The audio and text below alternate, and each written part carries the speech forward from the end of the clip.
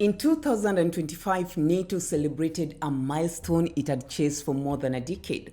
For the first time, every member had reached the spending target. Europe was paying more. Canada was paying more, and the era of the free rider looked like it was ending. There was just one problem. Hiding inside the celebration, some countries reached the target by buying fighter jets, artillery, and air defense. Others reached it with retired soldiers, tax police, Coast Guard ships, and in one unforgettable case, an attempt to count the longest suspension bridge on Earth as national defense. Welcome to the most elegant accounting performance in modern alliance history. And no country in 2025 did that more creatively than Italy. Hello, I'm Winnie, a political scientist and international relations expert, and this is the Winnie Report.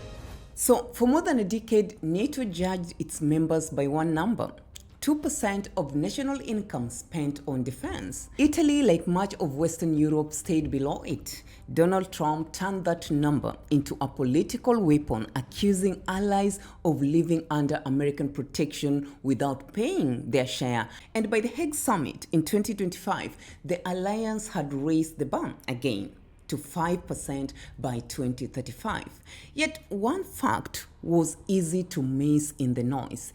The target measures money reported far more faithfully than fighting power delivered, which brings us to the Italian miracle. In 2024, Italy spent about 1.5% of its income on defense, one of the lowest figures in the alliance, well behind Germany, France, and Poland. 1 year later, it reported 2%, a jump of more than 38% that no real rearmament could physically achieve. Italy had not discovered a hidden army beneath Rome. It had discovered something more useful: NATO's own rulebook. Italy's core defense budget rose only about 2 billion euros, nowhere near enough to explain the leap. The rest came from moving roughly 14 billion euros of spending that already existed in other ministries inside NATO's definition of defense. What went in reads like a tour of the rulebook's grey areas. Military pensions, space, and cybersecurity shifted from other ministries, and one large vague line labeled military mobility, with no real explanation of what it held. But the most revealing pieces were three uniformed forces most Italians think of simply as police, quietly reassigned to the war ledger. The first is the Carabinieri. On paper, they are one of Italy's four armed forces, and that legal status is exactly what Italy leaned on. But watch what they actually do all day. If a pickpocket lifts your wallet in a train in Rome, you call the Carabinieri. If a burglar breaks into your home at night, you call the Carabinieri.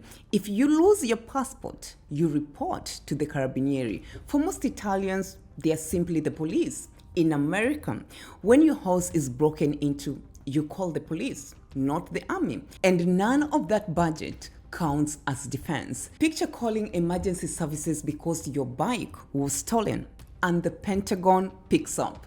That is roughly how Italian books now read. The second one is Guardia di Finanza. And this one is harder to explain with a straight face. It is a militarized corps of some 65,000 officers under the finance ministry, whose real job is chasing tax evaders, money launderers, and smugglers. In plain terms, it is the tax police. Imagine folding the agents who audit hidden income and work customs into the Pentagon's budget and reporting them to NATO as military strength, permitted only because the corps carries a buried wartime role in border defense. The third is the Coast Guard, and it is the sharpest comparison of all. Italy's Coast Guard is a corps of the Navy, and its daily work is search and rescue, fishing rules, and pulling migrants out of the Mediterranean. America runs almost the same Coast Guard on almost the same mission, yet keeps it under Homeland Security, deliberately outside the figure it reports to NATO. The boats are the same. The rescues are the same. The drug seizures are the same. Italy files its own under defense. The whole trick of the 2% lives in that one difference. which column the money lands in, not what the forces does. So none of this broke the rules. NATO does let a country count police and Coast Guard units, but only the shared truly trained and equipped to fight. Italy read that clause generously, and the timing gave it away. It weighed the move exactly when it needed a fast increase to show the alliance. The deeper problem was transparency. One of Italy's most respected economists went through the budget and found it impossible to tell which programs had been reclassified or whether the money was ever military at all. And in break with tradition, Italy left out the detailed figure for new weapons, hiding the one number that could have shown how little of the jump was real. By now, the pattern is obvious. Pensions police, tax police, a coast guard, all quietly moved into the defense column. And you might think that was the whole trick. It was not, because Italy had one more idea. It was the most photogenic of all. The Romans first dreamed of bridging the Strait of Messina 2,000 years ago to move war elephants across Sicily. Italy has formally chased it since 1969. Prodi killed it, Berlusconi revived it, Monti scrapped it in a financial crisis, and Meloni brought it back from the dead. A transport project that for half a century meant roads, railway, and regional pride. In all those years, not one government ever thought to call it a weapon. Then the NATO number came due and the bridge discovered a military vocation. At roughly 13 billion euros, it would be the longest suspension bridge on Earth, and officials floated the idea that it might count as a military corridor for rushing troops into Sicily. So after 56 years as a road and rail project, it had almost overnight put on a uniform. This time, it was a step too far even for Italy's closest ally. The United States ambassador to NATO warned against creative accounting, saying a country should not pad its budget with a bridge of no real military value, and Rome quietly promised not to use it. The bridge had not carried a single tank, yet it had already traveled further into NATO's accounts than some armored divisions ever will. Now, set two allies side by side, both reporting exactly 2%. Imagine one spends 20 billion euros on Patriots, F-35s, artillery, and ammunition, while the other spent the same 20 billion euros on pensions, administration, police, and reclassified patrol fleet. On paper, both are model allies, yet one of them is harder to attack. That gap between buying combat power and buying compliance is the real divide inside the alliance, and it hides under a single shared number.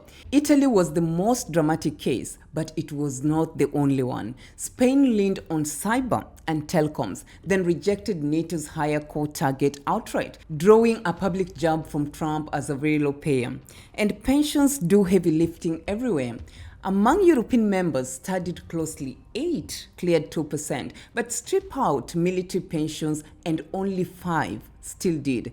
By contrast, the countries closest to Russia, Poland, Finland, and the Baltic states spent on real capability, on artillery, on air defense, on ammunition rather than accounting. Even the leading institute that tracks military spending flagged the divergence, naming Italy's bridge as its example of political targets pushing governments to relabel civilian spending as military. So the Italian miracle turns out to be a triumph of bookkeeping.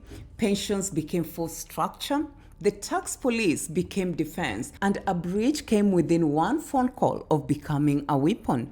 None of it broke NATO rule, yet it exposes something far larger than Italy, larger than the bridge. NATO does not have a spending problem. It has a measurement problem. The adversaries it is built to deter have never counted percentages. In Moscow, what matters is what the alliance can actually put in the field. And this is the one number the scoreboard was never built to show. If this analysis showed you the real stakes behind the headlines, kindly subscribe to the Winnie Report and don't forget to share your thoughts in the comments. I would like to hear from you. Thank you for watching. I will see you in the next report.